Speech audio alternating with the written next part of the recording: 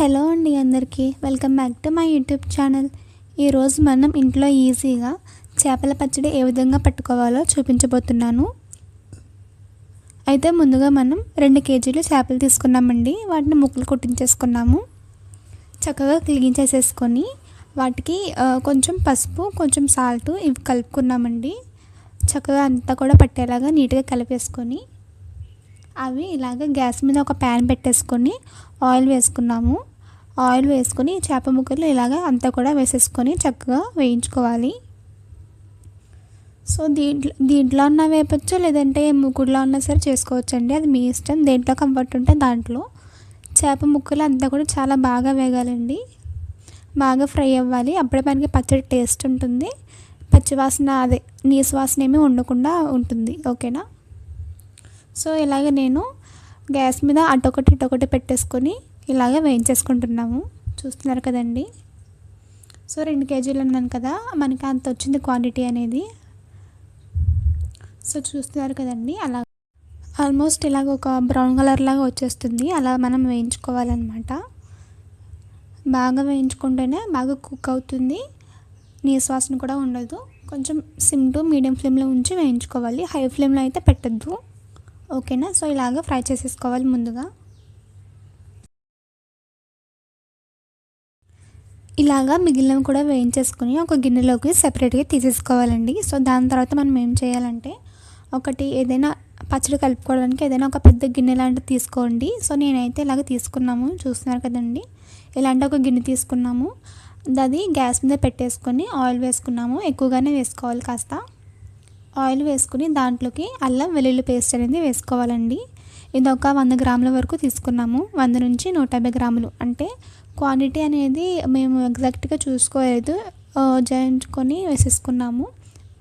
But మీకు చెప్తున్నాను, ఒక 100 నుంచి 150 గ్రాముల వరకు ఉంటుంది అల్లం వెల్లుల్లి పేస్ట్ అనేది. ఇలా వేసేసుకొని ఇలాగ బాగా వేయించుకోవాలి.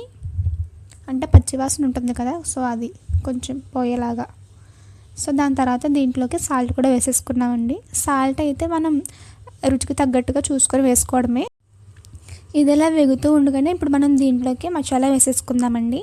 మసాలా ఏంటంటే జీలకర్ర, అలానే బిర్యానీ ఆకు, ఇంకా కొన్ని బిర్యానీ ధనియాలు, లవంగాలు. సో ఇవన్నీ కూడా వేసుకొని మనం, అంటే బిర్యానీ సరుకులు ఉంటాయి కదండి అవి.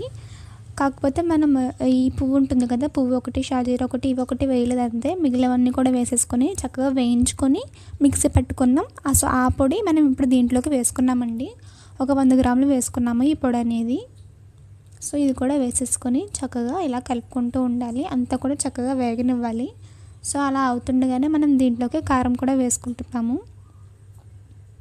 సో కారం అయితే మనం 1/2 కేజీ తీసుకున్నామండి. సో 1/2 కేజీ కారం అయితే కొంచెంగా ఇలా వేసుకుంటూ కలుపుకుంటూ ఉండాలి.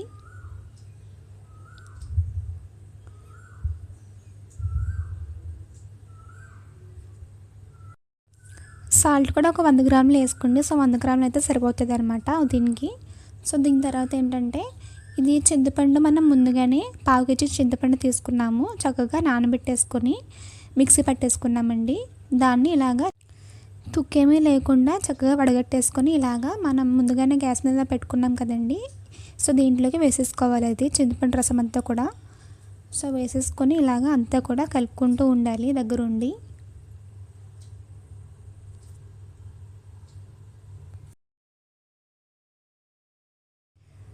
చింతపండు రసం కూడా వేసుకున్నాక కాసేపటి తర్వాత ఇలాగా మనం ముందుగానే ఫ్రై చేసుకున్న చేప ముక్కలు ఉన్నాయి కదండి, సో ఇదంతా కూడా వేసేసుకోవాలి. వేసుకొని అంతా కూడా చక్కగా కలిపేసుకోవాలండి. మనం నూనె చెప్పలేదు కదా ఎంత తీసుకున్నాము. సో కేజీ నూనె తీసుకున్నామండి. 2 కేజీలకి కేజీ నూనె తీసేసుకున్నాము. ఓకేనా? సో ఇలాగా చక్కగా మనకి చేపల పచ్చడి అయితే రెడీ అండి.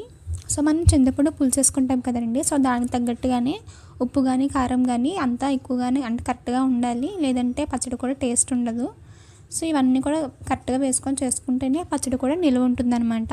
వీడియో నచ్చితే ప్లీజ్ అండి లైక్ చేయండి, షేర్ చేయండి, అలానే సబ్స్క్రైబ్ చేయండి. Thank you.